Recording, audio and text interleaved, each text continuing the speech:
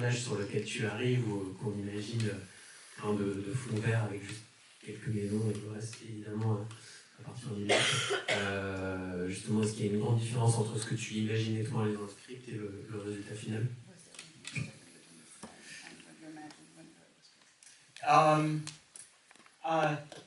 Well, so when we filmed every time we were outside, that was filmed in a movie studio in Dublin. In Belgium, and they had the front of 3 houses and some street, and but it had to look like it was an endless suburb. And then the inside of the house was in Dublin on a studio. And so when we were doing the movie, we didn't have a full sense of what it would all look like, because every single shot had to be engineered to account for the fact that it was supposed to look like an endless chain of houses. So we would walk into a door, and then it would cut to Ireland, where we were inside the door, and then look back out, and when it's our face looking, it's in Ireland, but what we're looking at is in Belgium, and so every shot was like arranged like this, and Lorcan had to do this incredible feat of engineering to try to imagine how each thing would turn out.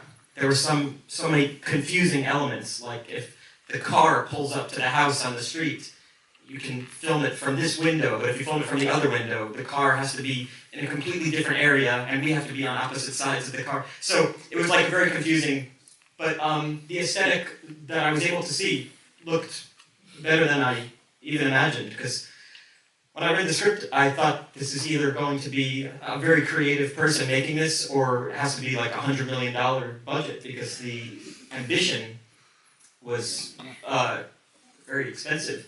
But it was a small budget, so Lorcan was just very creative, used painting sometimes instead of CGI, right? You could speak to that better. I know some of the sky is painted, but some of the houses are like copied and pasted, right? Is that exactly right?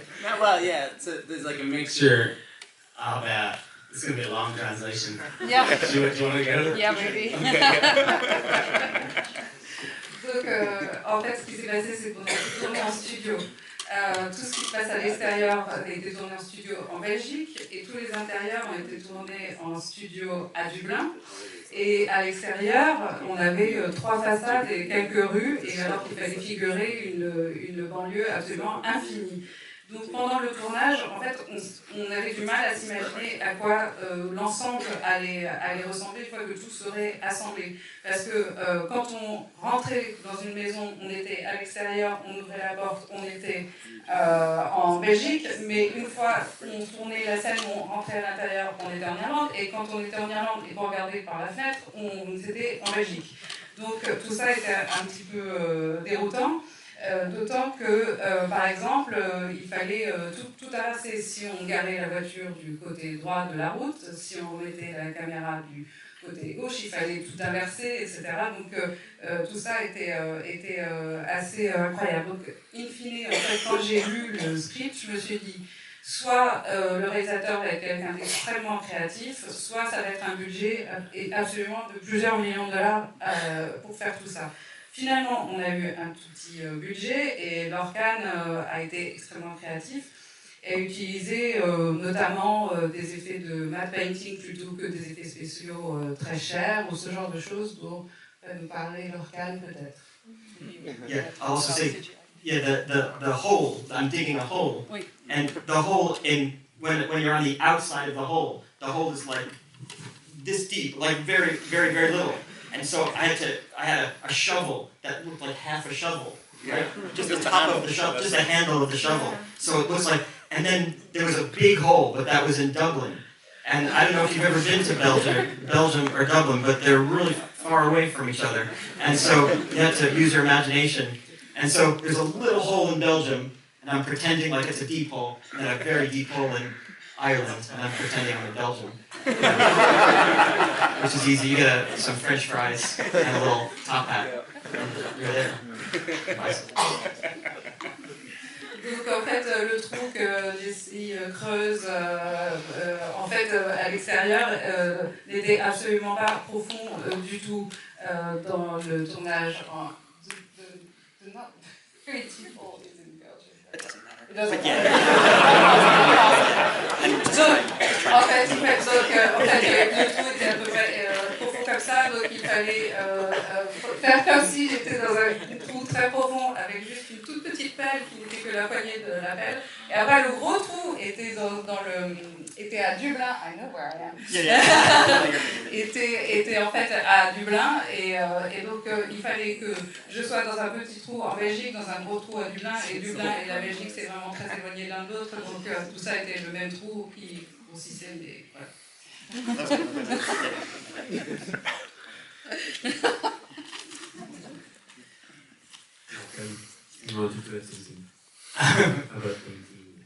Oh yeah, so the exterior yonder, it was just 3 facades, and so the set extensions are done with like 2D plates a lot of the time, or 2D matte paintings, and then sometimes full CG, just to try and balance everything. But we had to shoot all the reverse angles into the same set. We only had one side, so every time we'd set up and shoot a scene this way, and then someone was talking, and then we'd shoot that way. We couldn't shoot that way, we'd shoot that way. So we had to flip all the lights and turn the car around, and so it was a bit of a logistical nightmare. And confusing, but so is the film. Donc les extérieurs ne font que 3 façades. Et on a utilisé, pour donner l'impression de prolongement de rue infinie, on a utilisé 3 techniques, ce qu'on appelle les plates, le matte painting et des effets visuels. Et quand on a tourné les contre-champs, il fallait tout renverser.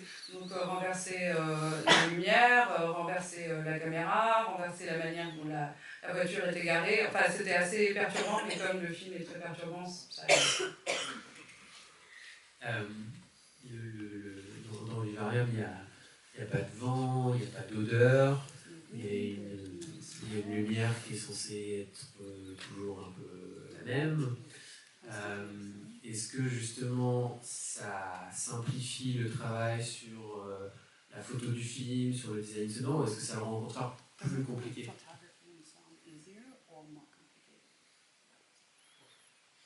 More complicated?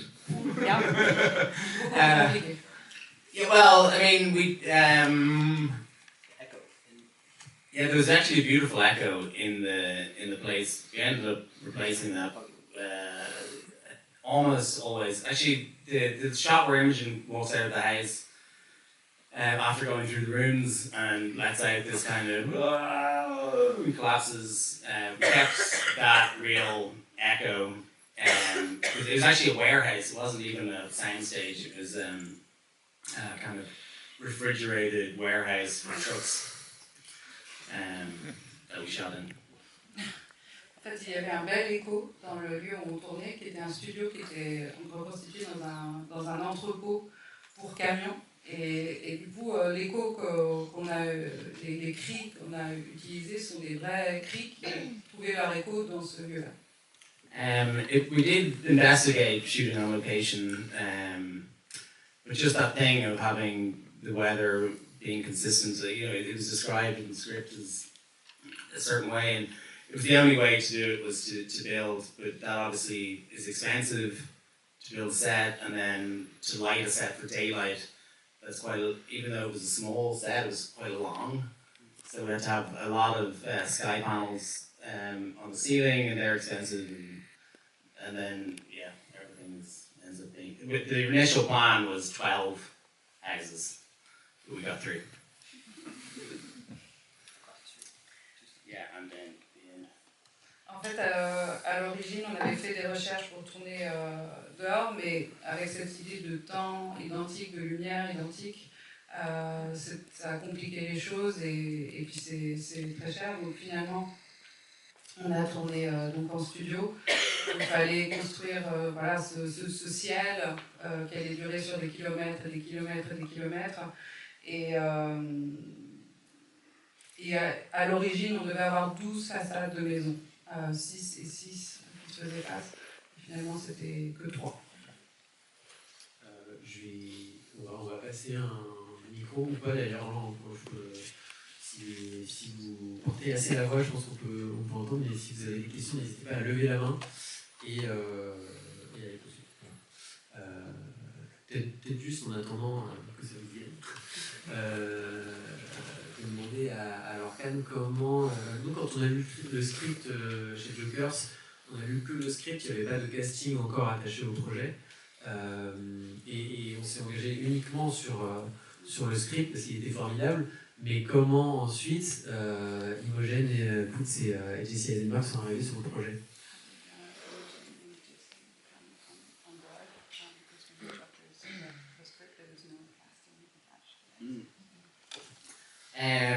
First we cast the role of Gemma, it's kind of her story. Even though it's two-hander, it's kind of primarily her. So we initially actually Mackenzie Davis was attached to play the lead, but she did first of all The Turning. And we waited, and then when she finished that, she did Terminator 6. So and that was going to take forever, like really long time. So it's like, okay. And actually, when we began the process, Imogen wasn't available. She was doing another movie.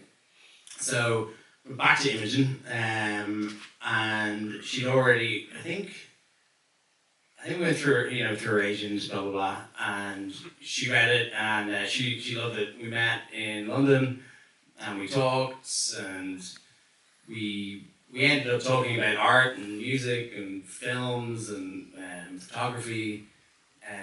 We didn't talk about the script at all. We kind of forgot. And about, I don't know, 2 weeks later, then we met again. She said yes to the proposal. We're getting married. She said yes to the script. And we met and we started talking about who would be great to play Tom. And we kept talking about Jesse. And now that Imogen was on board, I thought like, Imogen and Jesse, they just have this kind of really interesting chemistry, physicality, kind of wanted people who looked like normal people, and not like Gillette kind of model-y dudes. I mean, you're beautiful. But well, you're so normal. But yeah, like an interesting face instead of just a very generic, and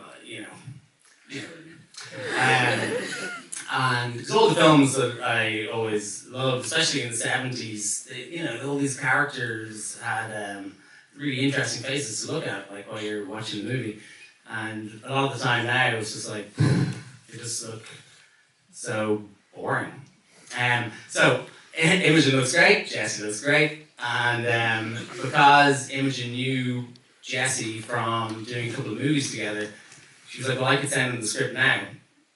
And I was like, okay, let's do it. So she literally like sent it on her phone while we were having lunch to you, and you read it pretty quick, like a few days. Yeah. And then Jesse wanted to meet in New York, so went to New York and we hung out. We like walked around Manhattan for about like 5 hours or something. Yeah, that was New Jersey. No. Right. And we were just talking about all sorts of stuff, and then you said yes, and then we were able to make the movie.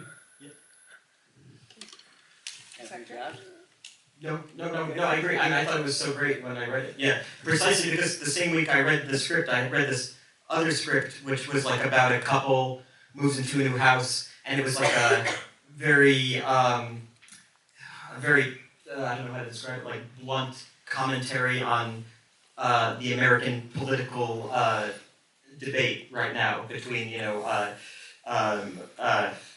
red state and blue state, and it was so obvious and juvenile, and then it highlighted for me how much more sophisticated Bavarian is. That it's a movie that is like it's a really beautiful art film that is not trying to make a grand statement on the world in a pretentious and false way.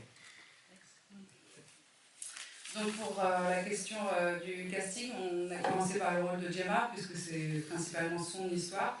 À l'origine, Mackenzie Davis était pressentie pour le rôle, mais elle a fait The Turning, c'est en français. It's based on Henry James Turning Ah, the Screw. ok, c'est l'adaptation du Tour des Proues. Et elle tournait aussi Terminator 6. Donc tout cela allait prendre beaucoup de temps. Et en fait, à l'origine, Imogen n'était pas disponible. Donc finalement, on a contacté Imogen par son agent. Elle a lu le script, le scénario. On s'est rencontrés à Londres. On a passé beaucoup de temps à discuter ensemble de tout, d'art, de photographie, de film, etc. Et absolument pas du scénario. Puis on s'est revus 2 semaines plus tard. Et là, elle a dit oui. Elle me demande en mariage. Et on a commencé à discuter du rôle de Tom, de qui elle voyait pour jouer ce rôle. Elle m'a parlé de JC et je me suis dit oui, ils ont déjà tourné ensemble, ils font effectivement un beau couple. C'est surtout des gens qui ont l'air tout à fait normaux, qui n'ont pas des visages de mannequins, parce que ils ont des visages intéressants. Dans les années 70, dans les films, les gens avaient des visages intéressants, ce n'étaient pas des mannequins fades comme aujourd'hui. Donc Imogen m'a dit moi je le connais bien, on a déjà travaillé ensemble, si tu veux je lui envoie le script, ce qu'elle a fait sur le champ en l'envoyant avec son téléphone.